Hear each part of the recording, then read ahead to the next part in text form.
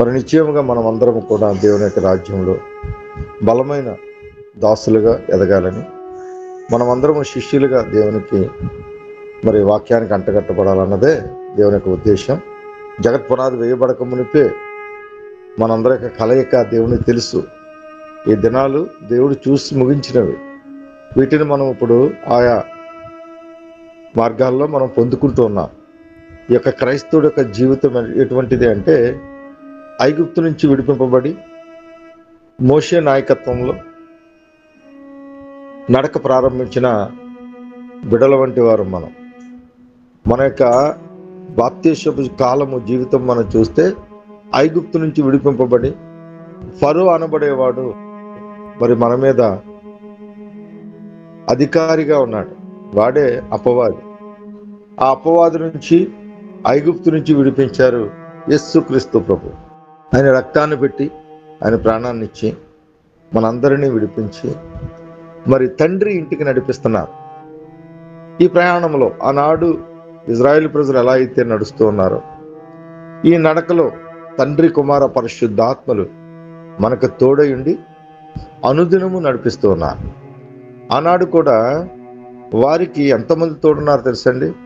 సైన్యములకు అధిపతి అయిన యెహోవా వారికి ముందుండి నడిచారు. తన కుమారుడైన యేసుక్రీస్తు ప్రభు బండగా నడిచారు. పరిశుద్ధాత్ముడు నిశ్చయముగా పగటిపూట మేఘస్తంభముగాను, రాత్రిపూట అగ్నిస్తంభముగాను వారిని వెంబడించారు. త్రియేక దేవుడు ఆయన పిల్లల్ని ఏనాడు విడిచిపెట్టడు. అందుకే కీర్తనాకారుడు అయిన దావీదు అంటాడు, ఇజ్రాయిల్ని కాపాడువాడు కునుకుడు నిద్రపోడు. ఆయన మన మీద అంత అత్యంత ప్రేమ కలిగి ఉన్నారు. కాబట్టి ప్రియమైన దేవుని పిల్లలారా, మనది కూడా బాప్తిసం పొందుకున్న తర్వాత జీవిత కాలము అరణ్య యాత్రే. ఇది జాగ్రత్తగా అందరూ గమనించాలి. అరణ్య యాత్ర అయితే మన ఒంటరి యాత్ర కాదు. త్రియేక దేవుడు మన హృదయాలలో స్థిరమైన నివాసం ఏర్పరచుకుని ఆయన మనకు తోడయుండి, ఆనాడు మోషేను, అహరోనును, మిరియామును తోడిచ్చినట్లుగా ఈనాడు మనకు కూడా మరి అనేక మంది కాపర్ల ద్వారా, సువార్తికుల ద్వారా, ప్రవక్తల ద్వారా మనల్ని కూడా నడిపిస్తూ ఉన్నాడు. మనము వాక్యానికి లోబడితే చాలు. వాక్యమైన దేవుని పట్ల నీ యొక్క అభిప్రాయము, నీ యొక్క వైఖరి ఖచ్చితంగా తెలియాలి. ఆయన్ని ఎలా అర్థం చేసుకుంటున్నావో నీకు తెలియాలి, నీవు ఆయనకి తెలియాలి. అప్పుడు కదా అన్యోన్యత సహవాసము. ఇందు నిమిత్తమే యోధాపత్రిక, ఇందు నిమిత్తమే ప్రతి చల్లపొద్దును ప్రభు ద్వారా మనం నడిపింపబడుతూ ఉన్నాం. ఇది నాది కాదు, మనందరిది. మాట్లాడేది నేను కాదు, ప్రభువే మాట్లాడుతున్నాడు. నాతో సహా మనమందరము వాక్యానికి విధేయత కలిగి ఉండాలి. మనమందరము ఆయన సన్నిధిలో ఉన్నాం. ఆయన సన్నిధి అంటే ఏదో ఒక మేస్త్రి కట్టిన ఒక భవనం కాదు. మనమందరము ఆయనలో ఉన్నాం. ఆయన మనకు శిరస్సుగా ఉన్నాడు.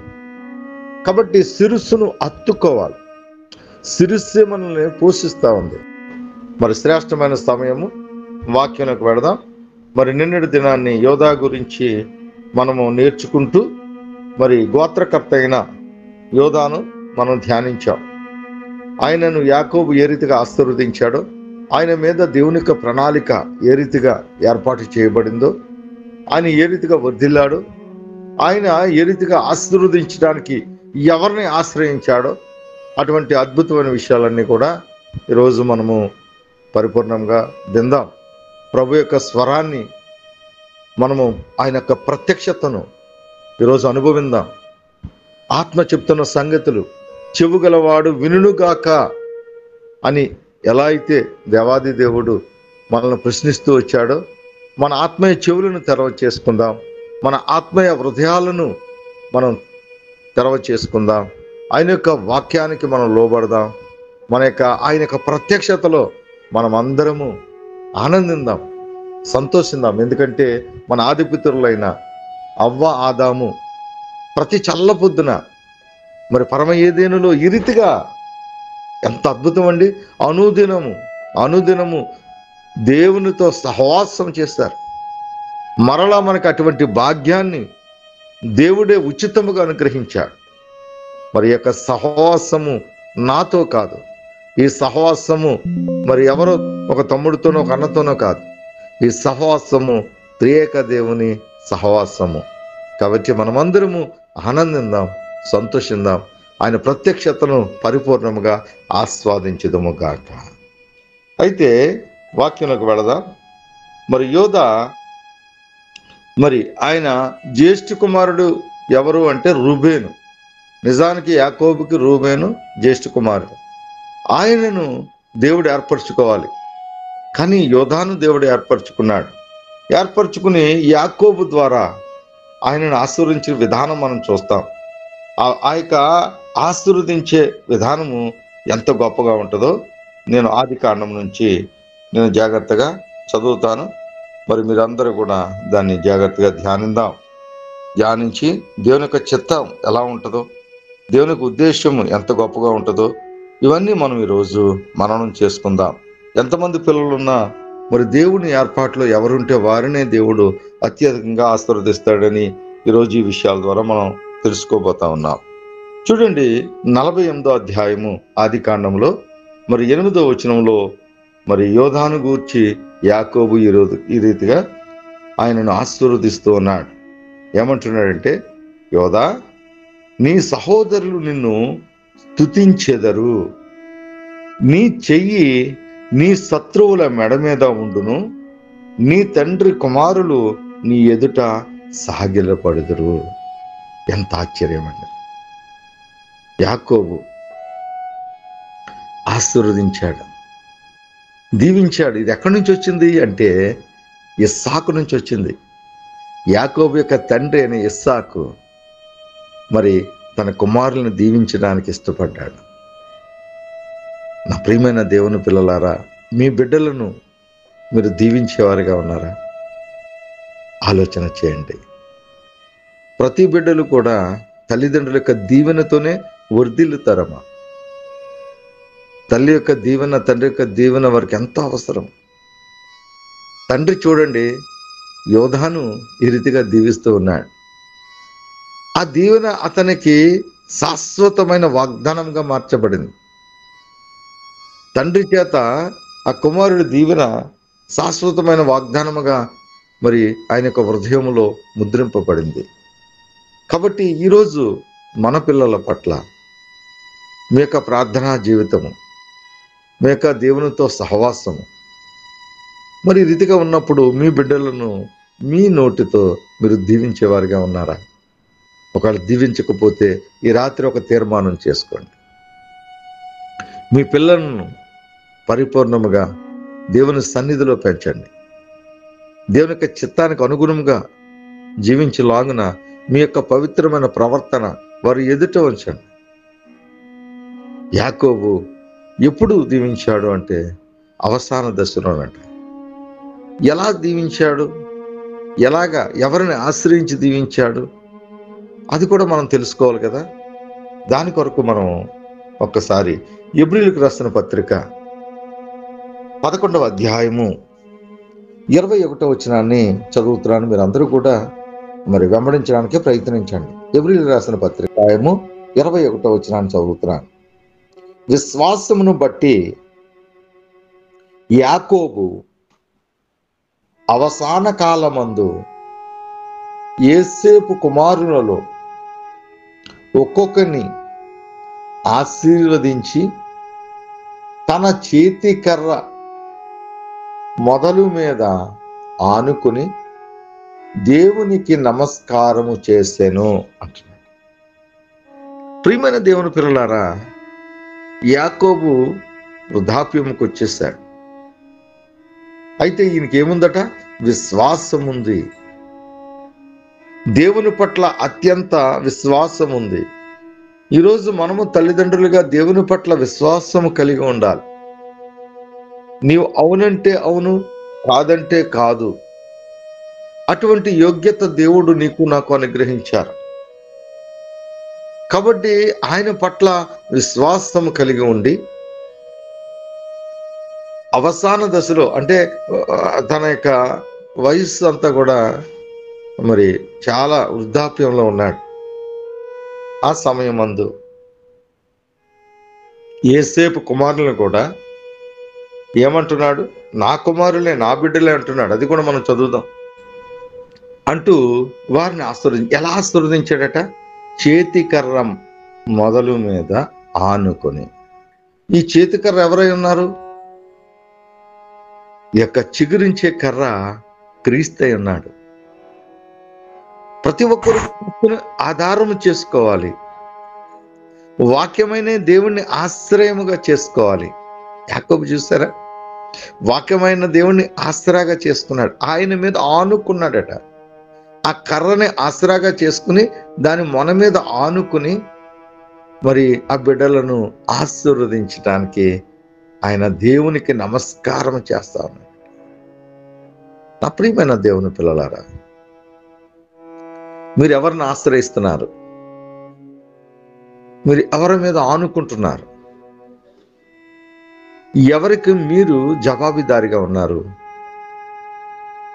చాలాసార్లు మనం ఉద్యోగాలు చేస్తూ ఉంటాం. ఆ ఉద్యోగాల్లో ఆ పై అధికారులకు మనము లోబడి ఉంటాం. కానీ ఇక్కడ మన యొక్క పరిపూర్ణమైన జీవితాన్ని ఇదిగో దేవునికి అప్పగించుకోవాలి. అన్ని విషయాల్లో కూడా దేవుని మీదే ఆనుకునేవారుగా ఉండాలి. యాకోబు దగ్గర మనం నేర్చుకున్న ఆ స్థితి, యాకోబు దగ్గర నేర్చుకున్న ఆ పరిస్థితి ఎలా ఉందయా అంటే, ఇదిగో వాక్యమన్న దేవుణ్ణి పరిపూర్ణముగా నిశ్చయముగా ఆయన మీద ఆనుకుని ఆయన ఆ బిడ్డలను ఆశీర్వదించడానికి ఆయన సిద్ధపడ్డారు. ఈరోజు దేవుడు మిమ్మల్ని దర్శిస్తూ ఉన్నాడు. మీ పిల్లల పట్ల మీరు ఇటువంటి కేరింగ్, అంటే కేరింగ్ అంటే ఎలా ఉంటుందంటే వారికి మంచి స్కూల్స్లో చదివించటం, మంచి ఉద్యోగాలు రప్పించటం, ఇంకా అవసరమైతే మరి ఎక్కువ కట్నాలు ఇచ్చే అమ్మాయిని చూడడం, వారికి పెళ్లి చేయటం, ఇదే కేరింగ్ అనుకుంటాం మనం. కానీ ఇవన్నీ కూడా భూ సంబంధమైన విషయాలు. మన యొక్క కేరింగ్ ఎలా ఉండాలంటే వారిని పరసంబంధమైన ఆ పరలోకపు ఈవులను, పరలోకపు సంబంధమైన ఆశీర్వాదాలకు వారిని హక్కుదారులుగా చేసే ఆలోచన మనం కలిగి ఉండాలి. ముందుగా తల్లిదండ్రులు యోధా అనే పేరు యోసేపు మరియ ఎందుకు పెట్టారు అంటే, యాకోబు కుమారుడైన గోత్రకర్త అయిన యోధా పేరును ఎన్నుకున్నారు. వాళ్ళు ఎన్నుకుని వారికి పెట్టారు. ఎందుకు పెట్టారు అంటే, ఇదిగో దేవుని ఏర్పాటులో యోధా ఉన్నారు. యోధా గోత్రానికి చిహ్నముగా సింహం ఉంది. ఒకనాడు యోధా గోత్రపు సింహం వలె ఆ క్రీస్తు వస్తానని చెప్పి ఉన్న ఆ గోత్రం నుంచే యోధా గోత్రాన్ని ఆయన ఏర్పరచుకున్నాడు. కాబట్టి యోధా అంటే యెహోవా స్తుతించునుగాక, యెహోవా స్తుతించబడునుగాక. మరి ఇటువంటి పేరు కలిగిన యోధాను మరి తన తండ్రి అయిన యాకోబు దీవిస్తూ ఆయన ఏ రీతిగా దీవిస్తున్నాడంటే, యోధా నీ సహోదరులు నిన్ను స్తుతించెదరు. అబ్బా, సహోదరులే నిన్ను స్తుతించేవారుగా ఉంటారు అని చెప్తూ ఉన్నాడు. నీ చెయ్యి నీ శత్రువుల మెడ మీద ఉండును. అవునండి, మనం ఇప్పుడు కూడా శత్రువుని మన పాదక్రాంతం చేస్తారు యేసుక్రీస్తు ప్రభు. అపవాదిని శీఘ్రముగా మన కాళ్ళ కింద చితకద్రొక్కించే శక్తివంతులుగా మనకు చేశారు. శత్రువు బలమంతటి మీద మనకు అధికారాన్ని ఇచ్చారు. మన చెయ్యప్పుడు శత్రువు మెడ మీద ఉంటుంది. శత్రువుకు నువ్వు భయపడడం కాదు, నీకు నిరంతరము శత్రువు భయపడుతుంది. అపవాది నిన్ను చూసి భయపడుతుంది. కానీ నీ యొక్క అభద్రతా భావం ఏంటంటే, ప్రభువుని గుర్తించక, నువ్వేమై ఉన్నావో నువ్వు గుర్తించుకోక, నీ యొక్క బలం ఏంటో నువ్వు తెలుసుకోలేక నువ్వేం చేస్తావంటే అపవాదికి భయపడేవాడిగా. కానీ ప్రభు అంటున్నాడు, అపవాదిని ఎదురించుడి అంటున్నాడు. మనమేమంటాం? అపవాదికి భయపడేవారుగా ఉంటాం. ఇక్కడ అదే చెప్తున్నాడు. తండ్రి అయిన యాకోబు యోధాను ఆశీర్వదిస్తూ అంటున్నాడు, నా కుమారుడా నీ సహోదరులు నిన్ను స్తుతించెదరు. నీ చెయ్యి నీ శత్రువుల మెడ మీద ఉండును. నీ తండ్రి కుమారులు నీ ఎదుట సాగిలపడుదురు అంటున్నాడు. ఎంత ఆశ్చర్యం! ఇది దీవెన, ఇది దీవెన. ఆ దీవెన అతనికి వాగ్దానంగా మార్చబడింది. యోధా గోత్రం యావత్తుకి కూడా అది వాగ్దానముగా మార్చబడింది. అందుకే యేసేపు మరియలు ఆలోచన చేసి మన గోత్రకర్త అయిన ఆ యోధా పేరును మన కుమారుడికి పెడదామని చెప్పి వాళ్ళు ఆలోచన చేసుకుని ఆ పేరును పెట్టడం జరిగింది. ఆ పేరుకు తగిన సార్థకత చేశాడా లేదా ముందు ముందు మనం చూస్తాం. యోధా పేరు పెడితే కాదండి, చాలా మంది ఉన్నారు బైబిల్లో యోధా పేరు పెట్టిన వారు. వారిని కూడా పరిచయం చేసుకుందాం. వారి యొక్క జీవిత విధానాలు చూసినప్పుడు ఆశ్చర్యం కలుగుతుంది. పేరు పెడితే కాదు, మన బిడ్డలకు కూడా పేర్లు పెడతా ఉంటాం. పేరుకు తగినట్లుగా జీవించగలగాలి, వారికంటే గొప్పవారుగా ఉండాలి. అందుకే ఆ పేరును తల్లిదండ్రులు ఎన్నుకుంటారు. అయితే ఇక్కడ యాకోబు తన తండ్రి నుంచి నేర్చుకున్నాడు. తన తండ్రి అయిన ఇస్సాకు యాకోబును ఏసావును ఏ రీతిగా ఆశీర్వదించాడో అని తెలుసు. ఇస్సాకును అబ్రహాము ఆశీర్వదించాడు. అబ్రహాముని దేవుడే ఆశీర్వదించాడు. అబ్రహాము నామము ఇదిగో ఆశీర్వాదం అని చెప్పి వాక్యమైన దేవుడే ఆశీర్వదించాడు. చూసారా, ఒకరి నుంచి ఒకరు, ఒకరి నుంచి ఒకరు. మరి వీరి నుంచి నేర్చుకున్న మనము యుగాంతమందున్న మనకు బుద్ధి కలగడానికే కదా. మరి నా కుమారుడా, నా కుమార్తె, నీ బిడ్డలను ఒకవేళ మ్యారేజ్ అయ్యి ఉంటే, మ్యారేజ్ కాకపోతే అది అవసరపడదు, కానీ మ్యారేజ్ అయ్యి పిల్లలతో ఉన్న, చిన్న పిల్లలతో ఉన్న, పెద్ద పిల్లలతో ఉన్న తల్లిగా నీ యొక్క నోటిని, తండ్రిగా నీ యొక్క నోటిని మరి బిడ్డల యొక్క ఆశీర్వాదానికి నువ్వు ఉపయోగిస్తున్నావా? ఈ రీతిగా నువ్వు ఆశీర్వదిస్తూ ఉన్నావా? బిడ్డల పట్ల నీ యొక్క వైఖరి ఈ రాత్రికాల సమయంలో దేవుడు నీతో నాతో మాట్లాడుతున్నాడు. ఒకవేళ ఎవరైనా తల్లి బలహీనురాలుగా ఉంటే తల్లి గురించి అనేక అంశాలు ముందు ముందు వస్తాయి. వేకువజామునే లేవాలట, పిల్లల కొరకై అంగలార్చాలట. ఒకడు నీటిని కుమ్మరించినట్లుగా ఆ తల్లి దేవుని సన్నిధిలో తన పిల్లల కొరకై తన కన్నీటిని కుమ్మరించాలట. తన పిల్లల యొక్క ఆశీర్వాదం కొరకు ఆయన వైపు చూడాలట. మరి తండ్రి డ్యూటీ ఏంటి? ఇదిగో యాకోబు నుంచి నేర్చుకోవాలి, యోబు నుంచి నేర్చుకోవాలి. చాలా మంది కుటుంబాలు, క్రైస్తవ కుటుంబాలే ముఖ్యం. మనం ఏం చేస్తాము అంటే, భర్త అంటాడు భార్యదే బాధ్యత అంటాడు, భార్య అంటది భర్తదే బాధ్యత అంటది. ఇరువురు కలిసి పిల్లలు వదిలేస్తారు. పిల్లలు తమ ఇష్టానుసారమైన జీవితాన్ని జీవిస్తూ ఉంటారు. ఇదిగో ఇంత తెలిసిన మరి యోధా కూడా వారికి పుట్టిన ముగ్గురు పిల్లల్ని కాచుకోలేకపోయాడు. ఏరు అనేవాడు యెహోవా దృష్టికి చెడ్డవాడు కనుక అతన్ని చంపేశాడు. పోనీ ఆయన చనిపోయాడు కదంటే రెండో వాడు కూడా తను చేసిన పనిని బట్టి, తను చేసిన అవిధేయతను బట్టి తను కూడా మరి చనిపోయాడు. ఇక మూడో వాడైనా మిగులుతాడు కదా అని చెప్పి తనను కాచుకున్నాడు. ప్రియమైన దేవుని పిల్లలారా, యాకోబుకు తండ్రి ఏమి చేయను కుమారుడు అదే చేయననే మాట ఇక్కడ వర్ధిల్లింది ఈయన జీవితంలో. కుమారుని ఆశీర్వదించాడు. ఈరోజే ఈ రాత్రే మన బిడ్డలను కూడా మనం ఆశ్రయించడానికి మరి ఆయుత్తపడదాం. అదే ఆదికాండములో 48వ అధ్యాయంలో 5వ వచనాన్ని చదువుతున్నాను. ఇదిగో నేను ఐగుప్తునకు నీ యొద్దకు రాకమునుపు ఐగుప్తు దేశములో నీకు పుట్టిన నీ ఇద్దరు కుమారులు నా బిడ్డలే. ఎంత అద్భుతం అండి!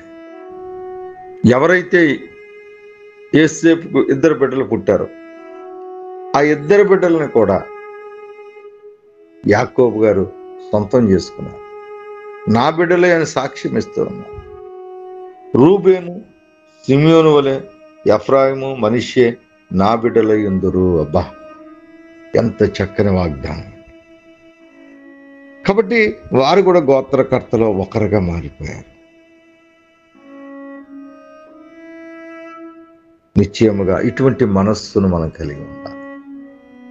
యాకోబు గారి గొప్ప మనస్సు. తన కుమారుడితో పాటుగా తన చిన్న కుమారుడు యొక్క బిడ్డలను కూడా వారి కుమారులుగా ఆయత్తపరుచుకున్నాడు. మన నుంచి ఎప్పుడు కూడా ఆశీర్వాదమే. అందుకే పేతురు రాసిన పత్రికలో అంటాడు, మీరు ఆశీర్వాదానికి వారసులగుటకే మీరు పిలువబడితిరి. మీరందరూ పిలువబడ్డవారు. అనేకులను పిలిచాడు, కానీ ఏర్పాటు చేయబడిన వారు కొద్దిమందే. పిలిచిన వారందరూ కూడా ఆశీర్వాదానికి హక్కుదారులుగా ఉంటారట.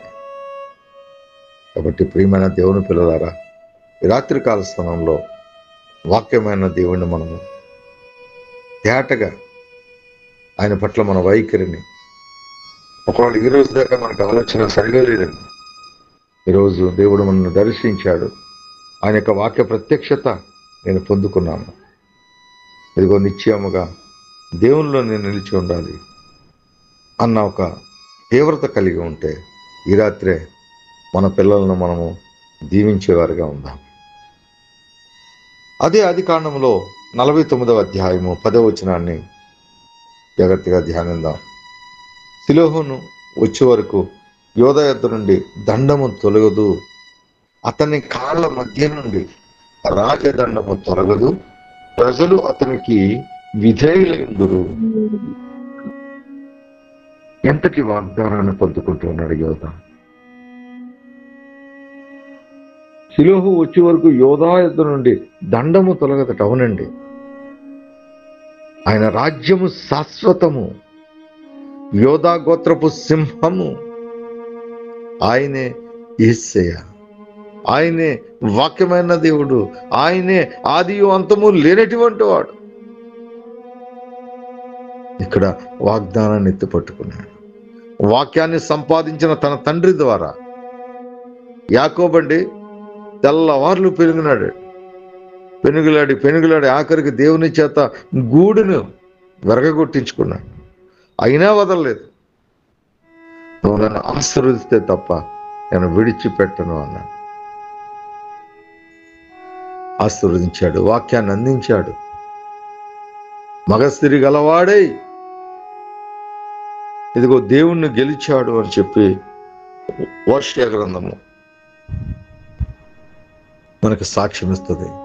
అటువంటి తండ్రి చేత కుమారుడైన యోధా మంచి వాగ్దానాన్ని పొందుకున్నాడు. ఆ వాగ్దానాన్ని బట్టి ఇదిగో ఆ యూదుల యొక్క రాజ్యాన్ని దావీదు పరిపాలించాడు. దావీదు రాజుగా ఉన్నాడు. దావీదు కుమారుడిగా పిలువబడుతున్న యేసుక్రీస్తు ప్రభువారు అదే గోత్రకర్త నుంచి ఆయన రావటం జరిగింది. ఎంతో ధన్యుని యోధా. ఆ యోధా అనే పేరును మరలా మరి యేసుక్రీస్తు యొక్క తల్లిదండ్రులైన యేసేపు మరియలు ఆ పేరును పెట్టుకున్నాను. ఇటువంటి ఆశీర్వాదకరంగా మనం ఉండాలి. మన పిల్లలు కూడా ఈ రీతిగా వర్ధిల్లాలి. దేవుని యొక్క రాజ్యంలో విరజిల్లాలి. అందుకే మనల్ని దేవుడు ఏర్పరచుకున్నాడు. ప్రియమైన దేవుని పిల్లలారా, మొదటి దినవృత్తాంతాల్లో చక్కని మాట ఉంది. మొదటి దినవృత్తాంతాలు 5వ అధ్యాయము 2వ వచనాన్ని చదువుతున్నాను. యోధా తన సహోదరుడి కంటే ఇచ్చైన వాడాయను, అతని నుండి ప్రముఖుడు బయలువెడలను. అయినను జన్మ స్వాతంత్ర్యము యేసేపుదాయను. నిశ్చయముగా యోధా సహోదరులందరికంటే ఇచ్చైన వాడుగా, అతని నుండి ప్రముఖులు బయలువెడలను. అనేకులు ఆ గోత్రంలో పుట్టారు.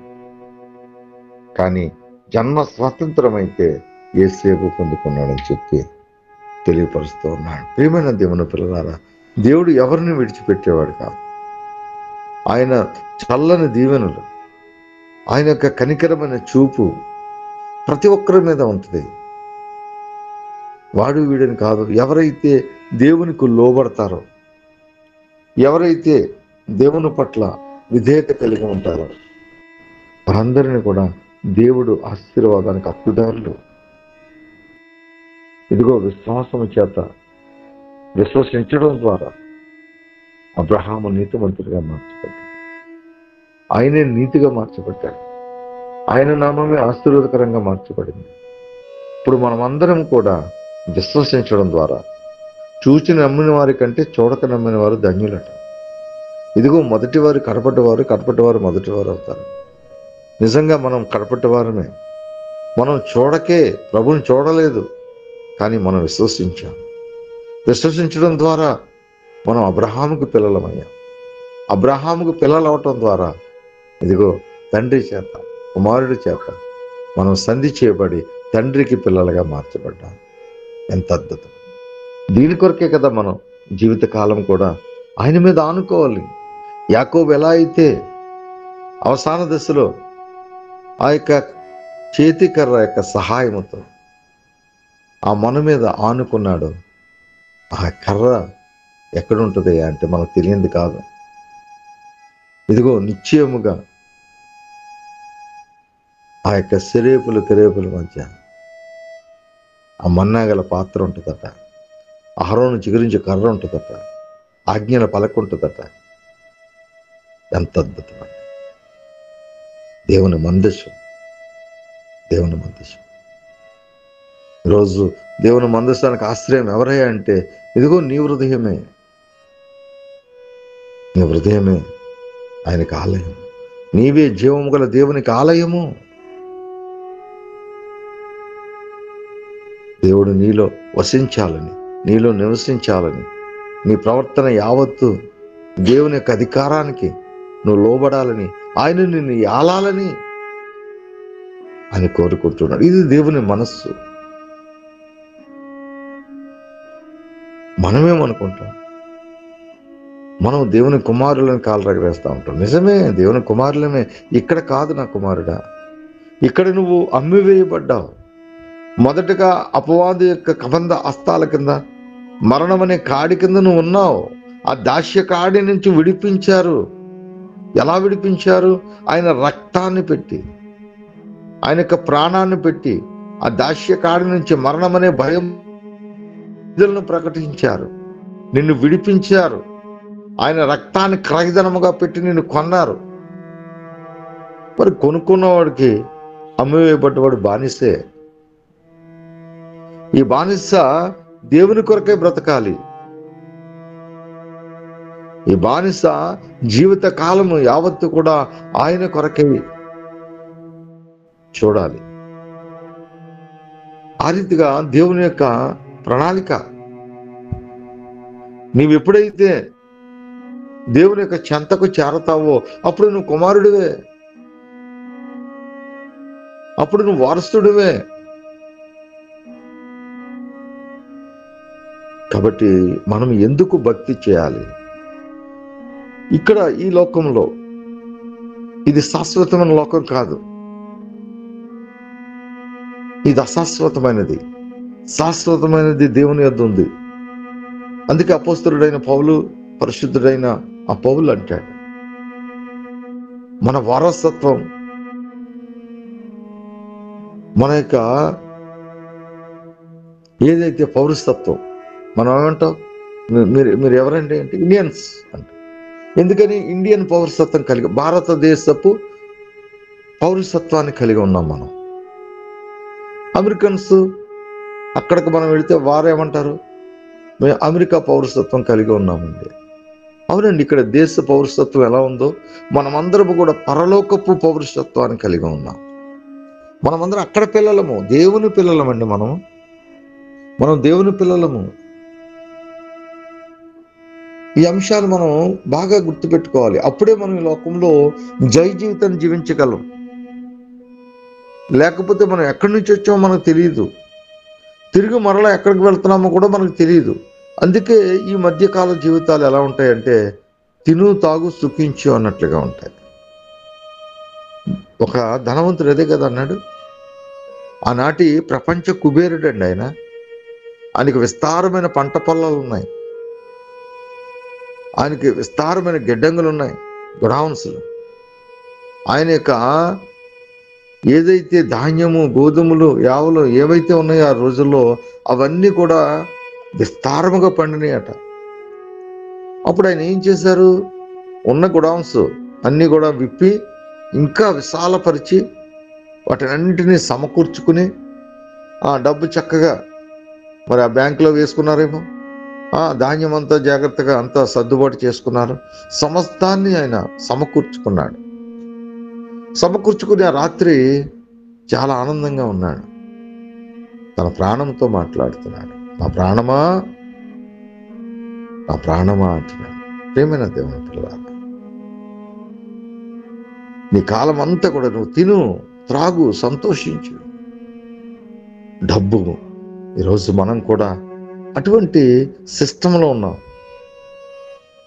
తింటము, త్రాగటము, సుఖించడము, ఉన్నంతకాలం బ్రతికే అటువంటి జీవితం మనకుంది.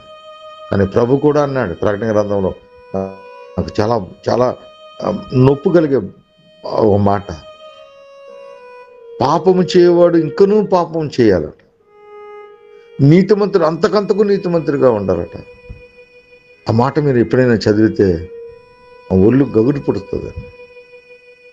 పాపం చేయవాడికి పాపంలోనే ఇంకా ఇంకా ఇంకా ఇంకా పాపంలో నడిపోతాడట. మనం ఎటువైపు ఉన్నాం? ఆనాడు ఆ ధనవంతుడు చాలా చాలా హ్యాపీగా మాట్లాడుకుంటున్నాడు. నా ప్రాణమా తిను, త్రాగు, సుఖించు.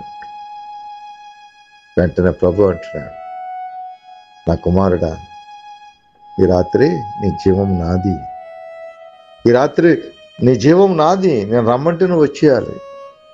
ఇదంతా ఎవరు తగ్గుతుంది? నువ్వు సంపాదించిందంతా ఎవరు తగ్గుతుంది? ప్రభువారు చాలా చక్కని ఉపమానం చెప్తారు. ఒకడు లోకమంతా సంపాదించుకుని, ఒకడు లోకమంతా పోగు చేసుకుని తన ప్రాణాన్ని పోగొట్టుకోవడం వల్ల మనకి కలిగే లాభం ఏంటి? అవును ప్రియమైన దేవుని పిల్లారా, ఈరోజు మనం సంపాదన, ఈరోజు కోట్లకు పడగలెత్తాలని, అత్యంత ధనవంతులుగా ఉండాలని, ఏదో సంపాదించాలని, ఇవన్నీ ఇక్కడే ఉంటాయని మనకు తెలుసు. ఎంతోమందిని మనం చూస్తూ ఉన్నాం. ఎన్నో పరిస్థితులు గుండా మన జీవిత ప్రయాణాన్ని కొనసాగిస్తూ ఉన్నాం. అయినా ఎవరికీ భయం ఉండదండి, ఎవరికీ భయం ఉండదు. ఇదిగో ఆ యొక్క నేత్రాలు తెరవ చేయబడాలి అంటే, ఆ హృదయము తెరవ చేయబడాలి అంటే పరిశుద్ధ గ్రంథము, ఇదిగో జీవపు గ్రంథము మనకు జీవాన్ని ఇచ్చేదండి. అందుకు నేను జీవగ్రంథం అంటాను. ఒకవేళ మీరు పొరపాటున అర్థం చేసుకుని పరలోకంలో ఉన్న గ్రంథం కోసం మాట్లాడుతున్నాను అనుకోకండి. నాకు జీవగ్రంథం అంటేనే ఇష్టం. పరిశుద్ధ గ్రంథం అన్నా, బైబిల్ అన్నా, పవిత్ర గ్రంథం అన్నా, నాకెందుకో ఆ మాటల కంటే జీవగ్రంథం అనే పిలుస్తాను. ఎందుకంటే నాకు జీవాన్ని ఇస్తుంది, నాకు జీవితాన్ని ఇచ్చింది. నా జీవము నా తండ్రి నుంచి వచ్చింది.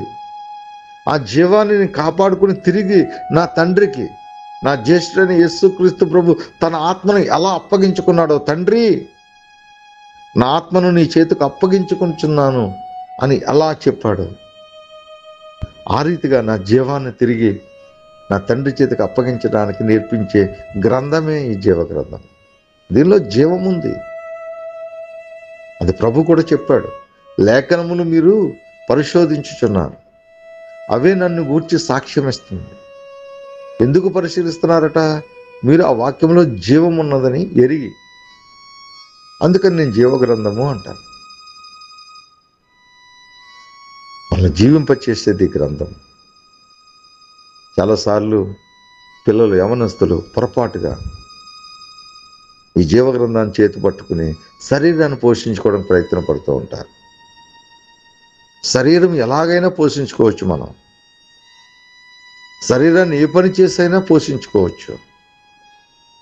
కానీ ఆత్మను రక్షించేది ఈ జీవగ్రంథము. ఈ గ్రంథాన్ని నువ్వు పట్టుకున్నావు అంటే ఎందుకు పట్టుకోవాలంటే నీ శరీరాన్ని పోషించుకోవడానికి కాదు నా కుమారుడా, నీ ఆత్మను రక్షించుకోవడానికి పట్టుకో. ఇతరుల యొక్క ఆత్మలను రక్షించడానికి పట్టుకో. ఇతరులు అగ్నిలో ఉన్నవారిని లాగి రక్షించడానికి పట్టుకో. అందుకే యోధా పత్రికను మనము ధ్యానించాలి. యోధా యొక్క తలంపదే అగ్నిలో ఉన్న సహోదరులను, అగ్నిలో ఉన్న ఎవరైతే తమకు తెలియకే సత్య మార్గం నుంచి అసత్యంలోకి వెళ్ళిపోతున్నారో వారందరినీ జీవపు వాక్యములకు నడిపించాలి. ఈ వక్ర జనాంగం మధ్య నువ్వు అనింద్యుడిగా, ఇదిగో దివిటి వలె వాక్యమనే జీవ వాక్యాన్ని, ఆ జీవపు వాక్యాన్ని నువ్వు అనింద్యుడిగా ఉంటూ అనేకులను సిలువ వైపుకు, జీవము వైపుకు, తండ్రి ఇంటికి వారసులుగా, దేవుని రాజ్యమునకు వారసులుగా మనం అందరం మార్చవలసిన వారిగా ఉన్నాం. ఈ రాత్రికాల సమయంలో తల్లిగా, తండ్రిగా యాకోబు యొక్క మనస్సును మనం కలిగి ఉందాం. యాకోబు ఎలా అయితే తమ కుమారులను దీవించాడో ఆ రీతిగా మన పిల్లలను దీవించడానికి ప్రయత్నపడదాం. ఎందుకంటే నీ మాట, నీ నాలిక జీవము కలిగినది. ఎప్పుడు క్రీస్తును ఆశ్రయిస్తే, ఎప్పుడు వాక్యాన్ని ఆశ్రయిస్తే, ఎప్పుడు ఈ జీవాన్ని ఆశ్రయిస్తే నీ నాలుక జీవము. నువ్వు దేవుణ్ణి ఇదే నాలుకతో స్తుతిస్తావు. ఆ నాలుకతోనే నీ బిడ్డలను కూడా ఆశీర్వదించు.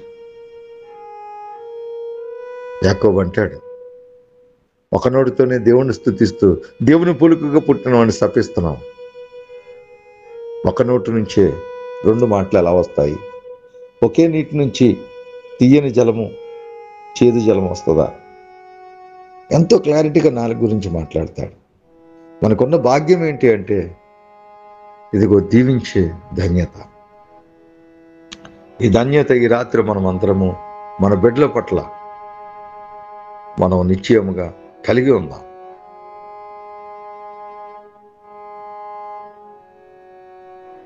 ఏప్రిల్ రాసిన పత్రికలో చివరిగా ఒక్క మాట చదువుతాను.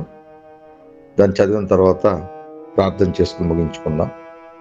ఏప్రిల్ రాసిన పత్రిక 7వ అధ్యాయము 14వ వచనాన్ని మనం ధ్యానిద్దాం. మన ప్రభువు యోధా సంతానమందు జన్మించెను అనుటకు స్పష్టమే. ఆ గోత్ర విషయములో యాజకులను గూర్చి మోషే ఏమీ చెప్పలేదు అంట. మన ప్రభువు యోధా సంతత, ఆ ఏదైతే గోత్రం అయితే ఉందో ఆ సంతానమందు జన్మించినట్టుకు స్పష్టమే. అయితే ఆ గోత్రకర్తలలో యాజకులకు గూర్చి మోషే ఏమీ చెప్పలేదు అంటున్నాడు. ప్రియమైన దేవుని పిల్లలు, మనం ఈరోజు విశ్వసించాలి, వాక్యాన్ని విశ్వసించాలి. ఎవరైతే వాక్యాన్ని ఆశ్రయించి మరి యాకోబు వలె అవసాన దశ వరకు, అంటే నీ రక్షణ ఎంతవరకు, నీ అంతం వరకు నువ్వు కాపాడుకోవాలి. నువ్వు కలిగి ఉన్నదాన్ని గట్టిగా పట్టుకోవాలి. కలిగి ఉన్నది చేతికర్ర, ఆ చేతికర్రను ఆశ్రయించాడు. ఇదిగో చేతికర్ర మీద అవసాన దశను నిల్చున్నాడు. ఇదిగో దాని మీద ఆనుకున్నాడు. తన కుమారులను ఆశీర్వదించాడు. ఈరోజు నీవు నేను కూడా వాక్యం అనే దేవుని మీద ఆశ్రయిందాం.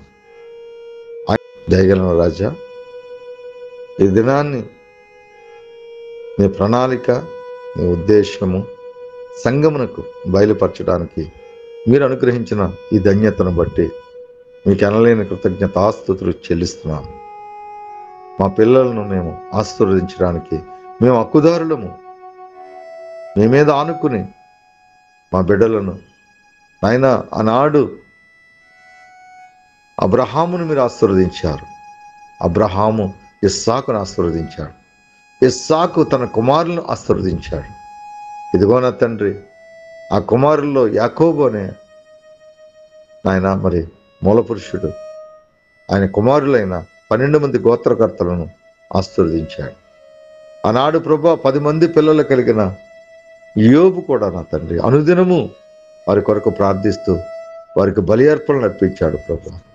ఇదిగో నా తండ్రి, ప్రతి ఒక్కరము మా పిల్లలను మేము ఆశ్రయించేవారుగా, మా పిల్లలను మేము దీవించేవారుగా మరి మమ్మల్ని ప్రభువా నిలవబెట్టి నాయన మీరు మమ్మల్ని ఆశీర్వదిస్తారని యేసు పరిశుద్ధ నామములో ప్రార్థనా విజ్ఞాపన అడిగి వేడుకొని పొందుకున్న మా పరమ తండ్రి.